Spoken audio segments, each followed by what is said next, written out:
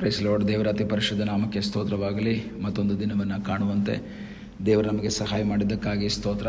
ಆತನು ಮಾಡಿದ ಎಲ್ಲ ಉಪಕಾರಗಳಿಗಾಗಿ, ಎಲ್ಲ ಆಶೀರ್ವಾದಗಳಿಗಾಗಿ ದೇವರಿಗೆ ಸ್ತೋತ್ರವನ್ನು, ಮಹಿಮೆಯನ್ನು ಸಲ್ಲಿಸ್ತೇನೆ. ಇಂದಿನ ವೇದ ಅಧ್ಯಯನಕ್ಕಾಗಿ ಒಂದು ವಾಕ್ಯವನ್ನು ಓದಿಕೊಳ್ಳೋಣ. 84ನೇ ಕೀರ್ತನೆ 4ನೇ ವಾಕ್ಯ.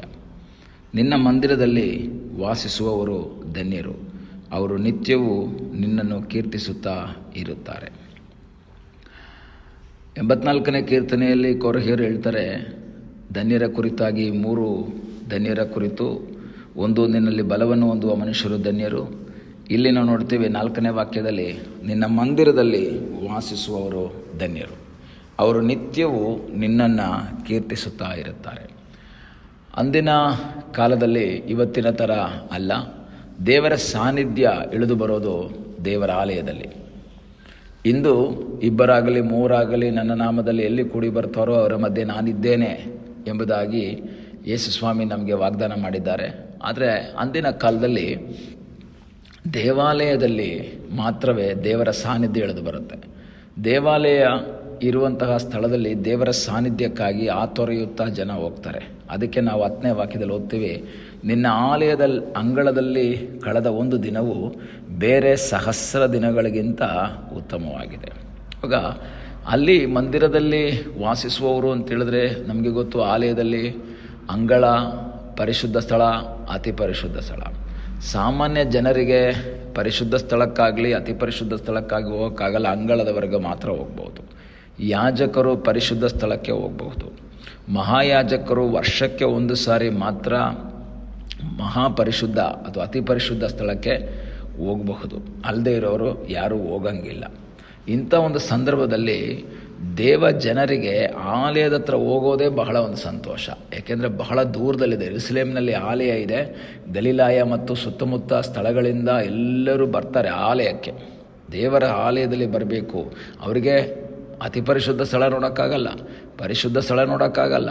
ಬಟ್ ಆದರೂ ಸಹ ಅವರಿಗೆ ಒಂದು ಆಲಯದ ಹತ್ರ ಹೋದ್ರೆ ಅದೇ ಒಂದು ಸಂತೋಷ. ಆಲಯದ ಹತ್ರ ಇದ್ದೀವಿ, ನಾವು ಎಲ್ಲಿದ್ದೀವಿ? ಯೆರೂಸಲೇಮೇ, ನಾವು ನಿನ್ನ ಆಲಯದ ಬಾಗಿಲಲ್ಲಿದ್ದೀವಿ ಅಂತ ಹೇಳ್ತಾ ಇದ್ದಾರೆ. ಅವಾಗ ಅವ್ರಿಗೆ ಬಹಳ ಸಂತೋಷ. ದೇವಾಲಯಕ್ಕೆ ಹೋಗೋಣ ಬಾ ಎಂದು ಜನರು ನನ್ನನ್ನು ಕರೆದಾಗ ನಾನು ಬಹಳ ಸಂತೋಷಪಟ್ಟೆ ಅಂತ ನಾವು ಕೀರ್ತನೆಯಲ್ಲಿ ಓದ್ತೀವಿ.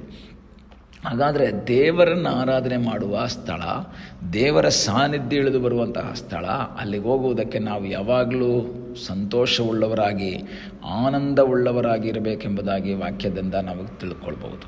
ಇಂದು ಅನೇಕರಿಗೆ ಆಲಯಕ್ಕೆ ಹೋಗಬೇಕು ಅಂತಿಲ್ಲ, ಭಾನುವಾರ ಆರಾಧನೆಗೆ ಹೋಗಬೇಕು ಅಂತಿಲ್ಲ. ಅವತ್ತೇ ಯಾರಾದರೂ ಮದುವೆಗೆ ಕರೆದಿರ್ತಾರೆ, ಅವರು ಆ ಮದುವೆಗೆ ಹೋಗ್ಬಿಟ್ಟಿರ್ತಾರೆ. ಯಾಕೆ? ಹೋದ್ವಾರ ಚರ್ಚಿಗೆ ಹೋಗಿದ್ವಿ, ಇನ್ನೇನು ಮುಂದಿನ ವಾರ ಹೋಗ್ತೀವಿ, ಮದುವೆ ಇವತ್ತೇ ಅಲ್ವ ಇರೋದು. ಆದರೆ ಪ್ರಿಯ ದೇವರ ಮಕ್ಕಳೇ, ಆರಾಧನೆಗೆ ಕೊಡಬೇಕಾದಂತಹ ಸ್ಥಾನವನ್ನು ಆರಾಧನೆಗೆ ಕೊಡಬೇಕು, ಮದುವೆಗಲ್ಲ.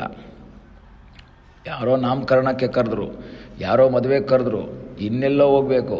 ಆರಾಧನೆ ಬಿಟ್ಟು ಹೋಗಂಗಿಲ್ಲ. ಎಲ್ಲಾದರೂ ಒಂದು ಕಡೆಯಲ್ಲಿ ದೇವರಿಗೋಸ್ಕರ ನಾವು ದೇವರ ಸನ್ನಿಧಾನದಲ್ಲಿ ಆರಾಧನೆ ಮಾಡಬೇಕು. ಕಾರಣ ಆ ದಿನ ಪರಿಶುದ್ಧವಾದ ದಿನ, ದೇವರನ್ನು ಆರಾಧಿಸಬೇಕಾದಂತಹ ದಿನ, ದೇವರಿಗೆ ಮೀಸಲಾದಂತಹ ದಿನ. ಆದರೆ ಅನೇಕರು ಇವತ್ತು ಅಸಡ್ಡೆ ಮಾಡ್ತಾರೆ. ಸರಿಯಾಗಿ ಚರ್ಚ್ಗೆ ಹೋಗಲ್ಲ, ಸರಿಯಾದ ಸಮಯಕ್ಕೆ ಹೋಗಲ್ಲ, ಮನಸ್ಸು ಬಂದ ಹಾಗೆ ಹೋಗ್ತಾರೆ. ಮನಸ್ಸು ಬಂದಾಗ 10 ಗಂಟೆಗೆ ಆರಾಧನೆ ಪ್ರಾರಂಭ ಮಾಡಿದ್ರೆ ಅವ್ರು ಹೋಗೋದು 11 ಗಂಟೆಗೆ. ಆದರೆ ಕೆಲಸಕ್ಕೆ 9:59ಗೆ ಜಾಯ್ನ್ ಆಗಿರ್ತಾರೆ ಅವರು. ಯಾಕೆ? ಸಂಬಳ ಕಟ್ ಮಾಡ್ತಾರೆ. ಆರಾಧನೆಗೆ ಲೇಟಾಗಿ ಹೋದರೆ ಪಾಸ್ಟ್ರು ಸಂಬಳ ಕಟ್ ಮಾಡಲ್ಲ, ಪಾಸ್ಟ್ರು ಏನೂ ಹೇಳಲ್ಲ, ಪಾಸ್ಟ್ರು ಬೈಯಲ್ಲ. ಯಾಕೆ? ಪಾಸ್ಟ್ರಿಗೂ ಭಯ, ಎಲ್ಲಿ ಏನಾದ್ರು ಹೇಳ್ಬಿಟ್ರೆ ಇವನು ದಶಭಾಗ ಕೊಡಲ್ಲ, ಕಾಣಿಕೆ ಕೊಡಲ್ಲ. ಆದರೆ ದೇವರ ಮಕ್ಕಳೇ, ನಾವು ಪಾಸ್ಟ್ರನ್ನ ಮೆಚ್ಚಿಸೋದಕ್ಕೋ ಇತರ ವಿಶ್ವಾಸಗಳನ್ನ ಮೆಚ್ಚಿಸೋದಕ್ಕಲ್ಲ ಆರಾಧನೆಗೆ ಹೋಗೋದು, ದೇವರ ಸಾನ್ನಿಧ್ಯವನ್ನು ಬಯಸೋದಕ್ಕಾಗಿ ಹೋಗ್ತಾ ಇದ್ದೀವಿ.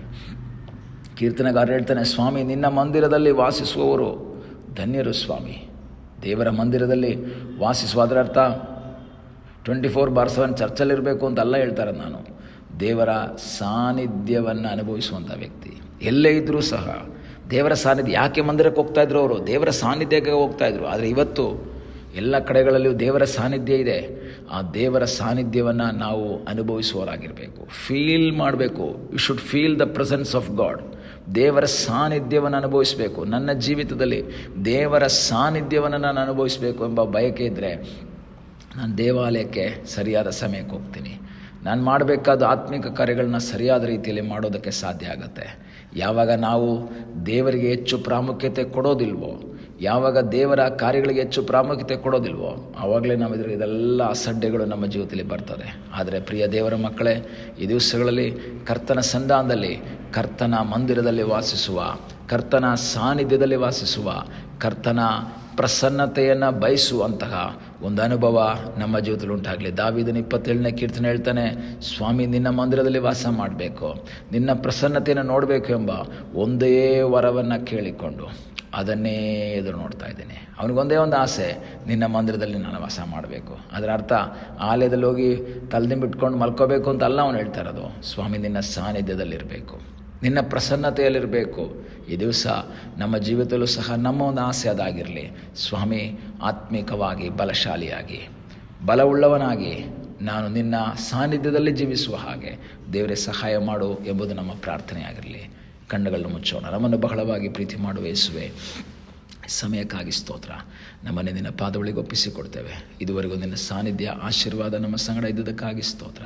ನೀನು ಮಾಡಿದೆಲ್ಲ ಉಪಕಾರಗಳಿಗಾಗಿ ಸ್ತೋತ್ರ. ದೈವಿಕವಾದ ಕಾವಲು ಸಾನ್ನಿಧ್ಯ ನಮ್ಮ ಸಂಗಡ ಇದ್ದದಕ್ಕಾಗಿ ನಿನಗೆ ಸ್ತೋತ್ರವನ್ನು, ಮಹಿಮೆಯನ್ನು, ಘನತೆಯನ್ನು ನಾವು ಸಲ್ಲಿಸ್ತಾ ಇದ್ದೇವೆ. ಕರ್ತನೆ, ನಿನ್ನ ಮಂದಿರದಲ್ಲಿ ವಾಸಿಸುತ್ತಾ, ನಿನ್ನ ಚಿತ್ತವನ್ನು ಅನುಸರಿಸುತ್ತಾ, ನಿನ್ನ ಸಾನ್ನಿಧ್ಯವನ್ನು ಅನುಭವಿಸುತ್ತಾ ಮುಂದೆ ಸಾಗುವಂತೆ ನೀನು ನಮಗೆ ಕೃಪೆ ಮಾಡು ಎಂಬುದಾಗಿ ನಾವು ಪ್ರಾರ್ಥಿಸ್ತೇವೆ. ಪ್ರಾರ್ಥನೆಯನ್ನು ಕೇಳಿದ್ದಕ್ಕಾಗಿ ನಿನಗೆ ಸ್ತೋತ್ರ. ಯೇಸುವಿನ ಮುದ್ದಾದ ಹೆಸರಿನಲ್ಲಿ ಬೇಡಿಕೊಳ್ಳುತ್ತೇವೆ ನಮ್ಮ ಪ್ರೀತಿಯ ತಂದೆಯೇ. ಆಮೇನ್. God bless you.